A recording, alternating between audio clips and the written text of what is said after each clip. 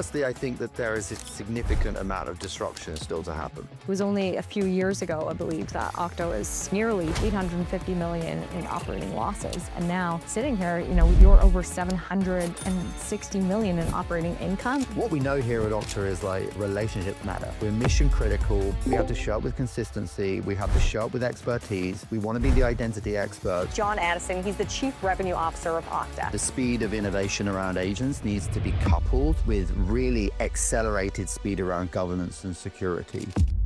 What have been the 2 to 3 kind of key decisions that have helped Okta to actually have that incredible turnaround story? Okta's been around for 17 years. We've been securing technology for many businesses in all verticals, all sizes, public, private sector. We all carry a number. I know it's stressful, but it also can be a lot of fun. And I want leaders to really believe that Okta's a place where they can have fun and be successful. Yes. What do you see as the future around identity now that agents have identities also? What should people be aware of?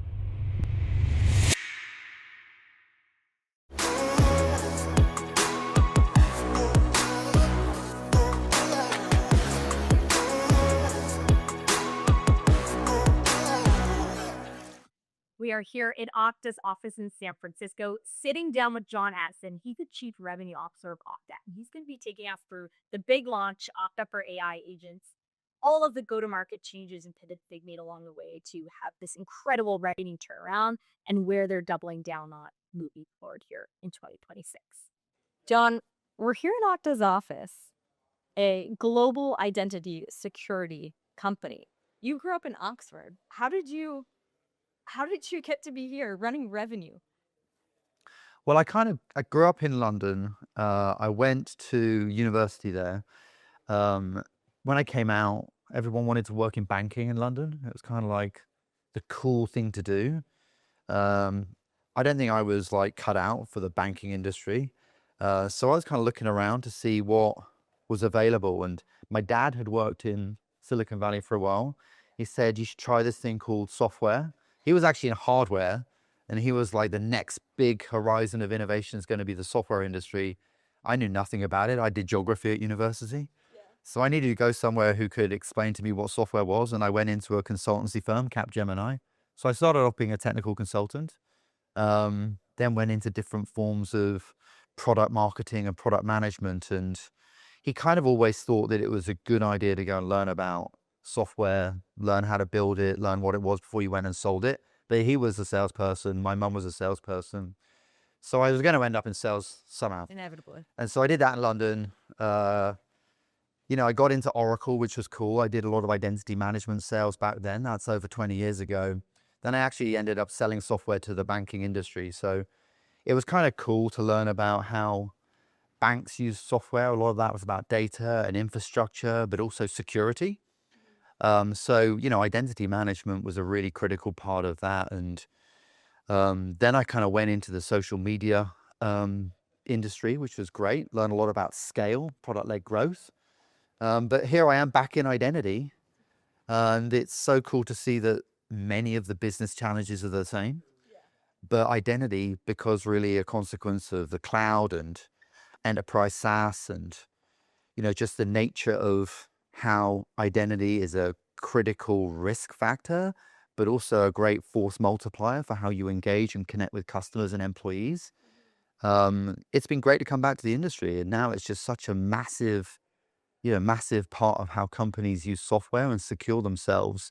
It's great to see just how big and horizontal this opportunity is. So that's kind of my story and how I got into identity. Very cool. Jon, welcome to GTMnow. Super excited to be sitting here today, and we've got big news. We've got Okta for AI agents launching.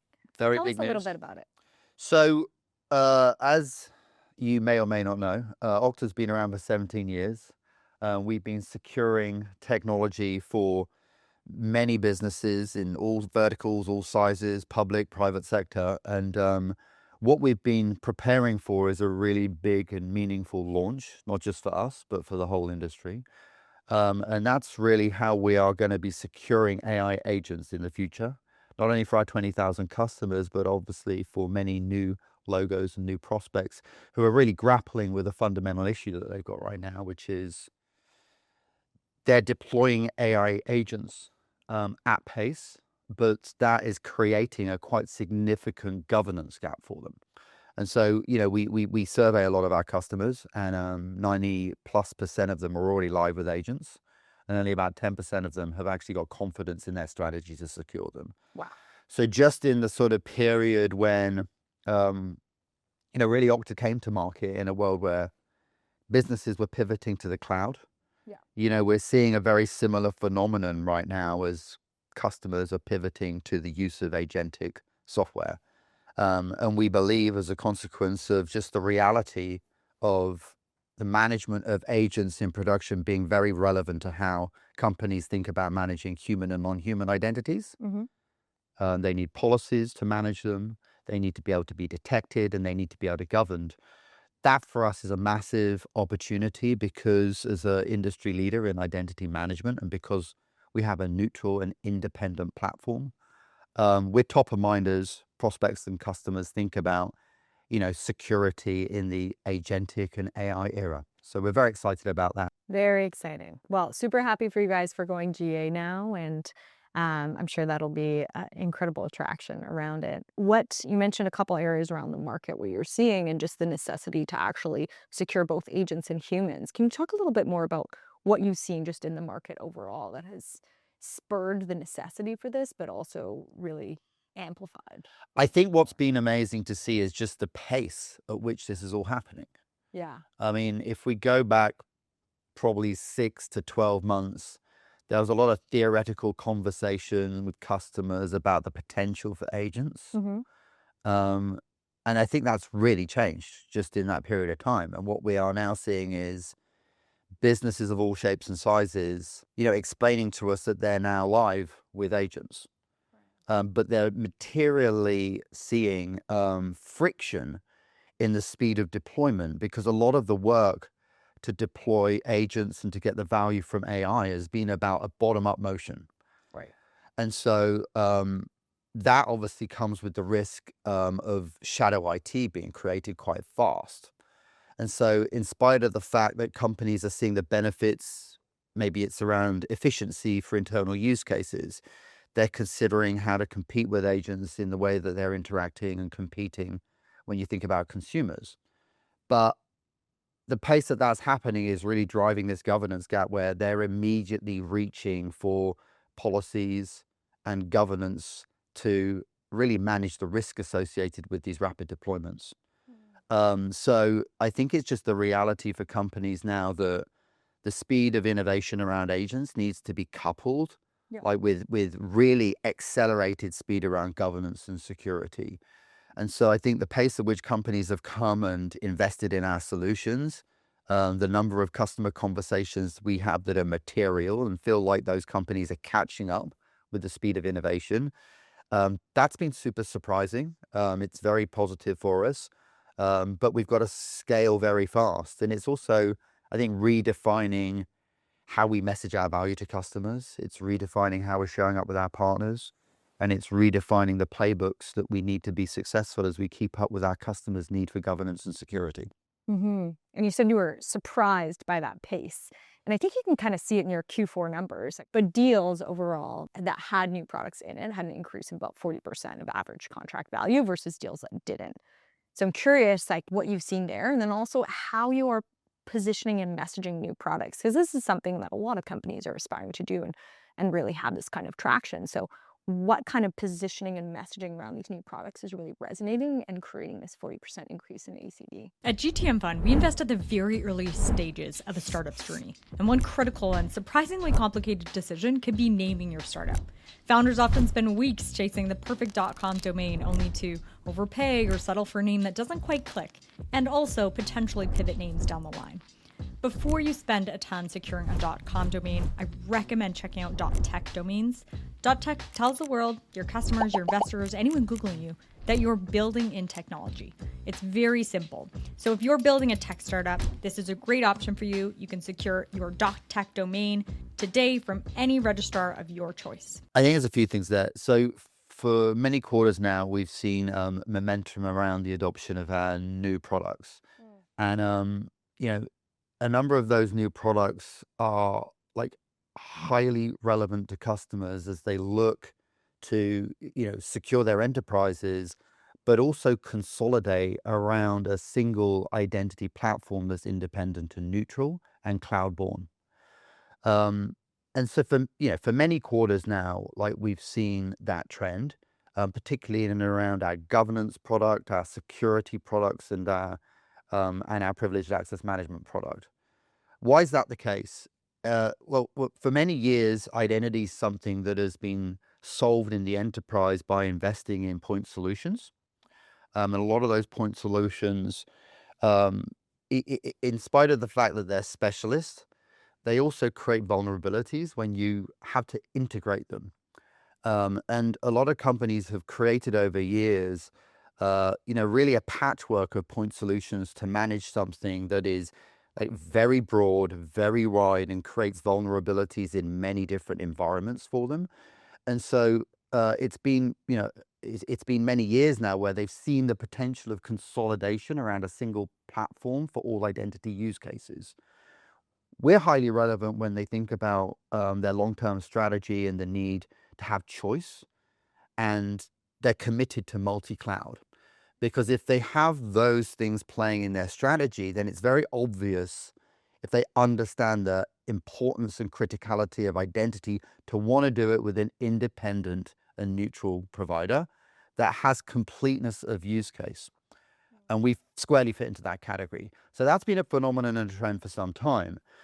With the AI solutions, like that creates a massive new target addressable market for us, right? It's a complete unlock for us. It's an unlock for us, as I talked about, because companies are moving really fast to deploy agents into production. And many are looking at the security requirements of those agents independently.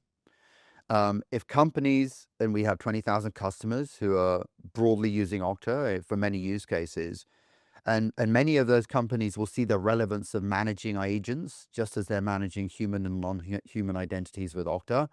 But equally, companies who've got a legacy, they're looking at the agentic security opportunity as a means to modernize.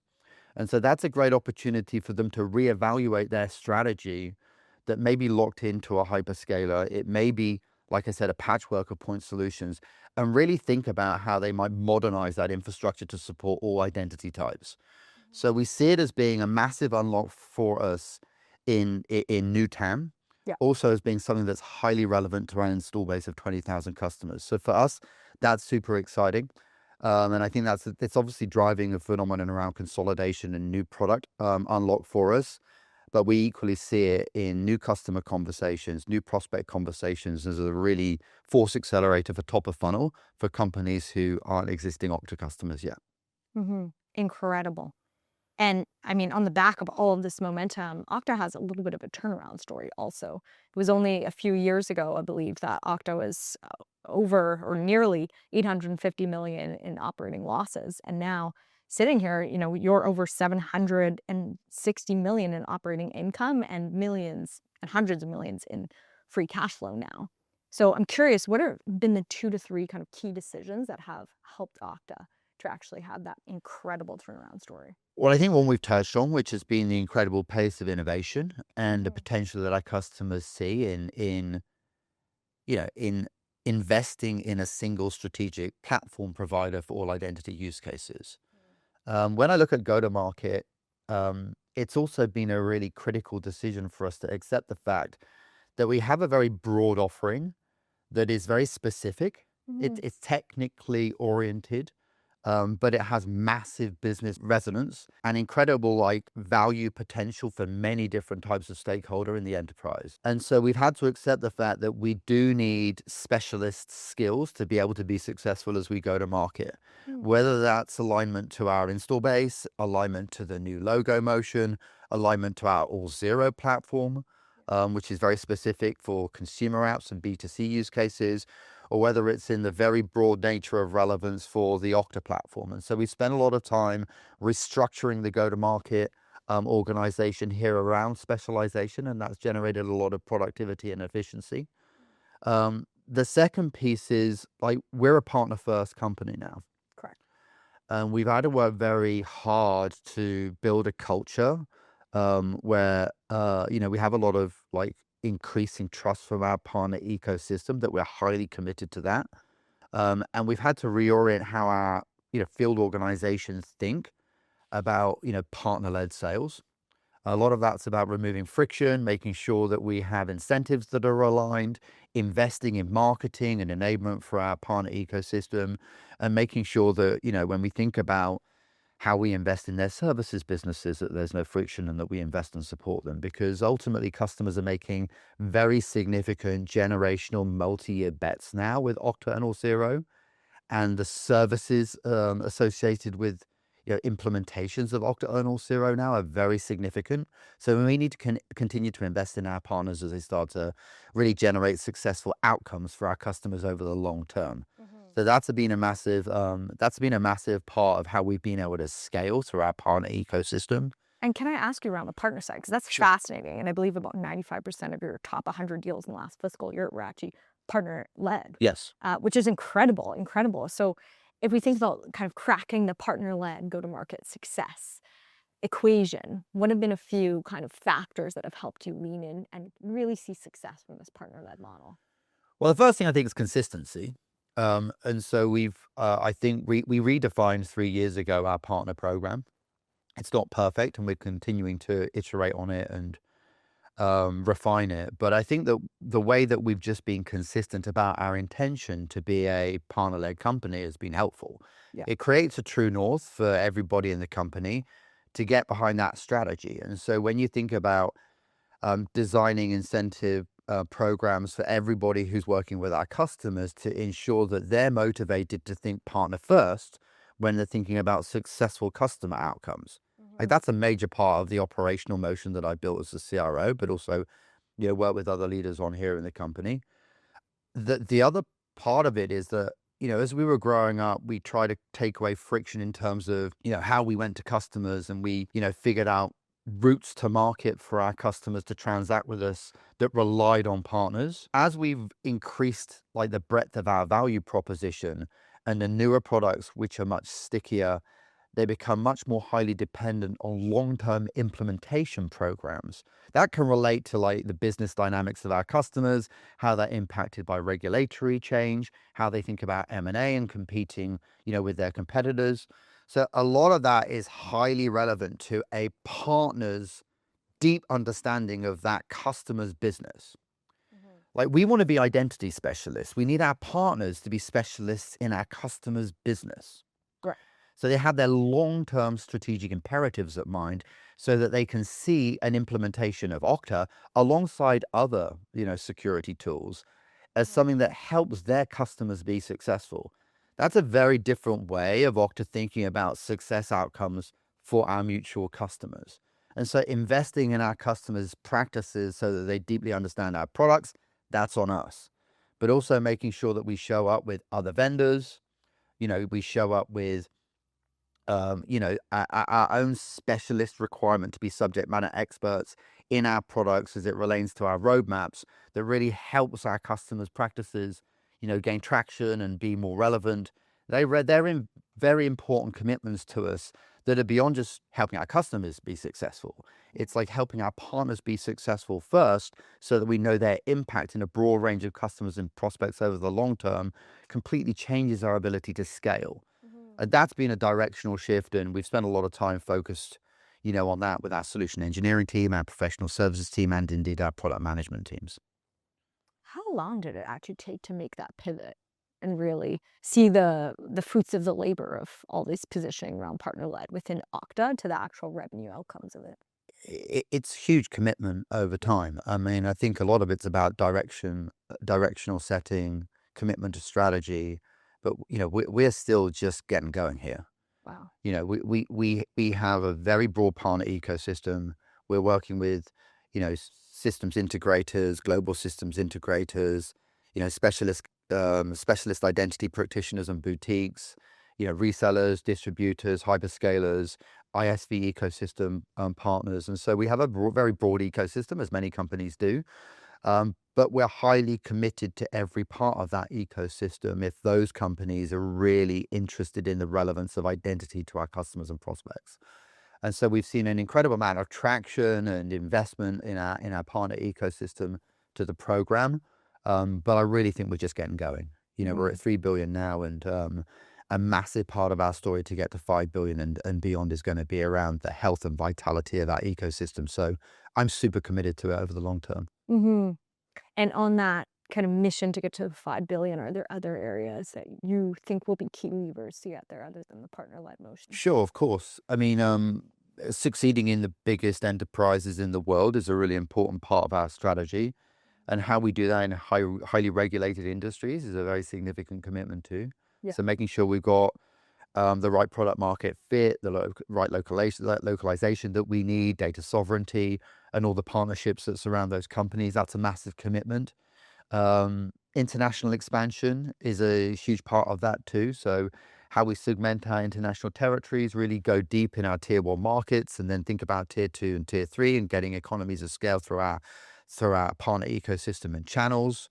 And a massive part of our commitment too is around public sector and how we're investing in the regulated environments that we need to in public sector. So they're 3 really important things. Another critical thing that underpins everything is our own security posture. And we've spent millions of hours securing, our service and generating the right points of view around best practices around how our customers can use Okta for their own security posture successfully and really influence the market and our ecosystem around best practices around zero trust and the Okta secure identity commitment, as we call it.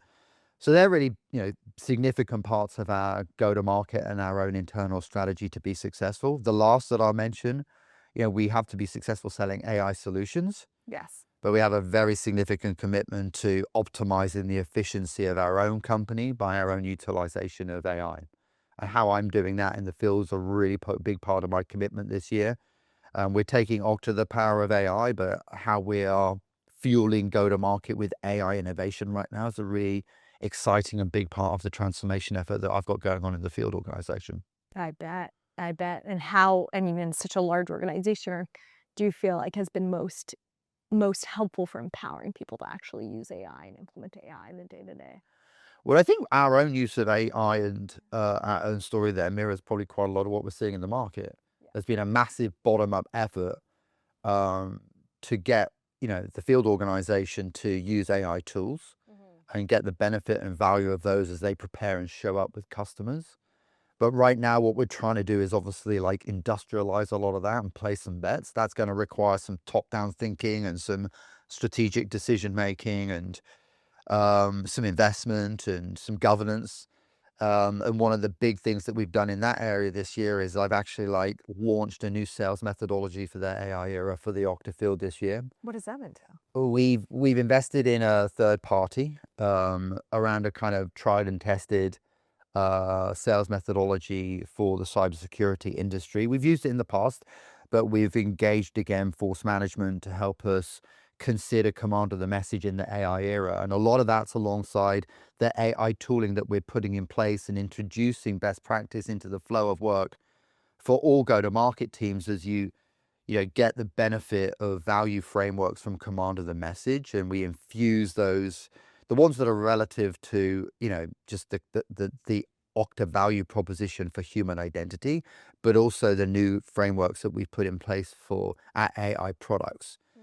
And so, how we use LLMs for that, how we create gems, how we're using things like conversational intelligence, how we're introducing things like sales and pre-sale assistance into the flow of work. And there's a lot of operational efficiency gains too, just with things like quoting that benefit from agents and AI assistants. So we've got a bunch of programs of work and, ongoing deployments right now of really supporting our go-to-market teams with AI capability that's really built on this sales methodology and framework that we're calling Apex, that's built on command of the message. That's super exciting. Very exciting. And I think part of that is the realization that the kind of world of the seller's changing around there, around them very fast. And so our customers and prospects and the stakeholders that we engage with, they're more fueled with their own points of view about what Okta is and what Okta does than ever before. They're already showing up with very strong opinions and points of view about us and our competitive differentiation and Right. The first call is no longer discovery now. It's like a validation call almost. A quick pause. If you run go-to-market, you will recognize this all too well. Sales relying on manual work, stitching together Frankenstein stacks and jumping between a dozen tabs just to log a single call. But Revo is breaking that model. It's a vertically integrated AI-native revenue operating system that replaces the fragmented maze into one workspace. It captures 100% of your first-party data, from emails to meeting recordings, to help reps find high-intent buyers and automate admin work and generate outreach that actually sounds human in this AI world. No more wasting time on data entry or disconnected tools, just one unified engine for the entire revenue cycle. So go stackless at revo.ai. That's REEVO.ai. It'll be in the show notes. Back to the episode. The nature of discovery is changing very fast. Yeah. And so the seller's got to turn up with a very unique and differentiated point of view about their value in the decision-making process for customers. Some of it's about like the value frameworks that we've built that are very specific. And the way that we ask discovery questions, the way that we build a mantra, the way that, we use our own unique intellectual property to create a point of view that really extends the impact of, what Okta can be for the AI era Yeah. to different budget holders, different stakeholders. That's a really significant part of how we're leveraging command of the message right now. But I think a realization too, that the human-centric aspects of selling are becoming increasingly relevant again. It's not going to be okay to just kind of regurgitate information about your solutions, right? That Right. time is past. Yeah. So how do you think about showing up with empathy in terms of the challenges and demands of stakeholders to be successful as they're making decisions and deploying software? How do you build relationships in the AI era? Like what types of relationships are relevant? And how can you as a seller have increasing awareness of what we've done to be successful in companies that are relevant to your prospect and really build and bridge those stories in a human-centric way? I think those are super relevant parts of what a modern seller is going to be in the AI era. So we're building the right tools to support that, but I think it's important that sellers have the awareness that the value that they're going to bring to customers is changing super fast. And so they've got to think about that and adapt. Yeah, absolutely. And I mean, you mentioned how we're becoming much more human with the sales process, and sellers need to lean into that human side. What are you seeing from an overall headcount perspective? Have you seen any kind of reductions around headcount just with the advent of AI or not? Well, like all companies, we're thinking about efficiency. Mhm. We are, like many companies, like thinking about the relationship between this awesome, innovative technology and how we think about the productivity that we can benefit in the field. There will be at some point the potential for significant unlock there if we get these projects right. But I think way I think about it is, what are the skills that we need to be successful in the future to unlock more potential and growth? Mhm. As a chief revenue officer, it's very clear, like my North Star is growth. And so I've got to think about, as companies think about really tough decisions, as they start to think about consolidation, they start to think about budget constraints, they start to think about hard trade-off decisions about the solutions that are going to be long-term enduring for them, and then things that they want to move away from. As they think about what their teams need and how we show up and help them be successful, it's going to require new types of skills for us. So we've got to define those. We've got to train and coach sellers to be able to like augment what they're doing with those skills and develop their own capabilities in those directions. And as we do that, what are we leaving behind that can be automated? So those repetitive tasks, that knowledge-based activity, a lot of which can be shortcut now through the use of quality AI tooling and agents, that I think is going to unlock massive potential for us to focus on much higher yield activities, more meaningful conversations, and deepening relationships over the long term. What we know here at Okta is like relationships matter. We're mission critical. We have to show up with consistency. We have to show up with expertise. We want to be the identity experts. But our champions, our EBs, they're betting on us over the long term, and a lot of them are building their careers around us too. So like these are meaningful relationships, and we need everybody in the field to accept that and rise to that challenge. And I actually think AI is a great facilitator of us focusing on that, 100%. because I think that we need to operate in a world where our customers deeply trust us, and I think it's going to help with that.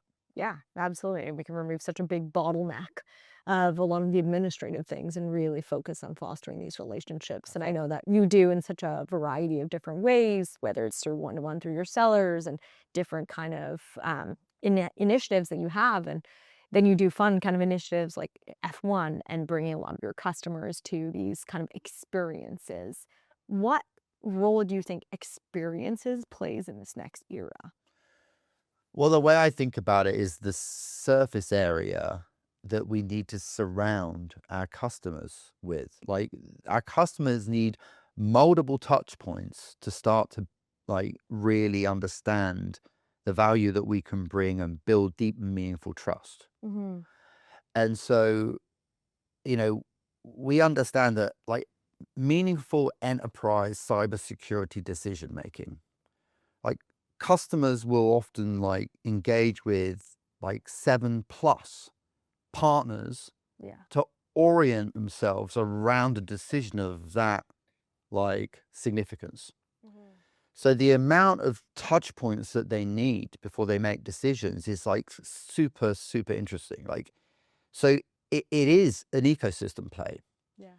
And so when I think about experiences, like that's why our partner program is so critical, because for a customer to trust us, like we need 7 partners to surround that customer who also trust us too, Mm. and can advise that customer that a bet on Okta or CRO is a good bet for them. Yes. So the experiences that we need to invest in, they have massive surface area. So when we think about our brand, when we think about our events programs, we're here at RIC a week, right? We've got to think about the fact that we're trying to influence a market, and ultimately it's our customers who invest and have to trust in us. But in order to continue that for meaningful growth, which is going to help us be successful and complete our vision and complete the goals and objectives that we have for the company, we really have to understand that the experiences need to be very broad and wide and accepting of the fact that we've got ecosystem constituents around us. They're quite different in the role that they play in the completion of the vision that we have, which is for our customers and prospects to trust us with every identity use case, whether it's for human, non-human, or agent. So that's a massive part of the like decision-making process that we go through. So when you think about something like F1, which is the most broadly watched sport globally, we invest in something like that because we accept the fact that we're globally relevant, right? We need that brand to be elevated in that way.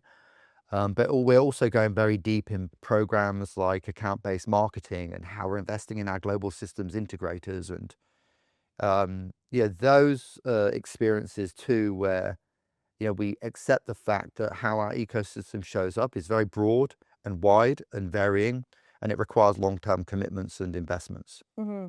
Always play the long game. And you mentioned a really interesting point there around identity for humans and agents. What do you see as the future around identity now that agents have identities also? What should people be aware of? Well, firstly, I think that there is a significant amount of disruption still to happen. Yes. And I know there's a lot of kind of talk about SaaS apocalypse.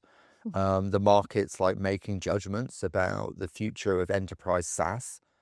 My point of view is that there's obviously going to be disruption for some time. But when I look at pivotal changes like this, and I'm old enough to remember the impact of the internet and then the impact of the cloud. And I started my life like as a technical consultant. Then I moved into kind of product marketing and management. And I've seen the impact of this on the software industry over years and indeed the hardware and infrastructure industry. And these big waves, they create energy that drives disruption and complexity. Then there is consolidation. And then you come out of it and enterprises still need to like build their businesses and be agile and prepare themselves for growth by giving the responsibility of like delivery of the software they need to be successful to third parties. That's not going to go away. And so the nature of how SaaS companies use AI to deliver differentiated value to customers, that's going to change a lot. And, like we are obviously like building products with AI at the heart of them. We're building software products so that companies can use agents and AI effectively. We're ourselves implementing solutions internally so that we get efficiency and growth through AI adoption. These are all things that are happening in our customer base. So typically with the disruption comes complexity. Then there is periods where there'll be regulations created, there'll be consolidation, there'll be strategic decisions made, then there'll be governance, then there'll be smoothing of operations, and then there'll be growth. That typically is the cycle. And so I think that there are going to be companies that come through that successfully. I personally feel very strongly about Okta's potential there. We've got 20,000 customers. Complexity is where we thrive. We're independent and neutral. We have very complete platforms that deal with all identity use cases, whether they're agentic or human and non-human. So I personally think this is a massive opportunity for us. We have a huge unlocked target addressable market with agents. But we have to move fast, right? The pace of demand is very significant. We need to mirror and match that with the pace of innovation. And so, I think it's going to be a period of a huge amount of excitement, a huge amount of disruption, and coming out of it, there's going to be, significant growth potential for companies like us. Well, very exciting times ahead. And Jon, like the revenue growth has just been incredible at Okta. We've talked a little bit about what you're doing on the go-to-market side. What about the sales side and your overall leadership style? I'm curious to hear a little bit more around how you like to operate.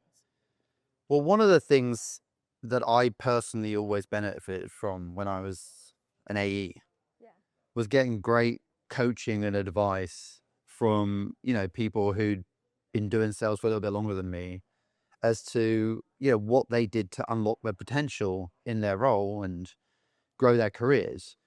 And, I've got to accept the fact that now in leadership, people kind of look up to the leaders in the sales organization to really just understand the difference between success and failure. And, as leaders, we kind of carry a long shadow in that way. So one of the things I love about sales leadership, and I genuinely believe I'm not going to do anything else in my career, is just seeing like the potential of reps get unlocked. Because it's such an incredible job, it can really change people's lives. And so I want to like bring people onto the team who really see the potential in their careers growing in Okta. But leaders who really understand the burden of responsibility to coach and invest in anybody who's coming into the field organization at an individual contributor level, because the potential for them as individuals is huge here. But if we unlock that potential, the growth in the company is really infinite as a consequence of them, finding the keys to success. So how we invest in them, how we give them the tools, the methods to be successful, supporting them with, great technology and great coaching and advice, that's a really critical part of the career journeys I want to create here, and why I fundamentally believe is a great opportunity for anybody wanting to build a sales career to do it here at Okta. Incredible. And you received some great advice just around positive influence and negative influence. I know you've spoken about, and we spoke a little about. I'd love to hear a little bit more about that 1 to 10 touch points. Yeah, I mean, I think when you think about leadership, I think about it just as a consequence of some of the advice I got in the past about positive leadership and what it means, how you build culture, how you show up, talking about this long shadow, how you show up and you really understand the difference between investing in people at a human level, right? And carrying that responsibility, versus just showing up with like strategy and policies and priorities. That's table stakes. You've got to do all that. But the difference I see in the leaders that I think that can really build an abundant culture in the sales organization is really getting those two things right in parallel, which is connecting with the business at a strategic level but also connecting with the sales organization at a human level and really focusing on like their efforts on how we make our customers successful. So just showing up in that way, I think, is a great example of how we as sales leaders can really like show the organization that we lead the difference between positive leadership and also like operating differently in times of stress. We all carry a number. I know it's stressful, but it also can be a lot of fun. And I want leaders to really believe that Okta is a place where they can have fun and be successful. Yes.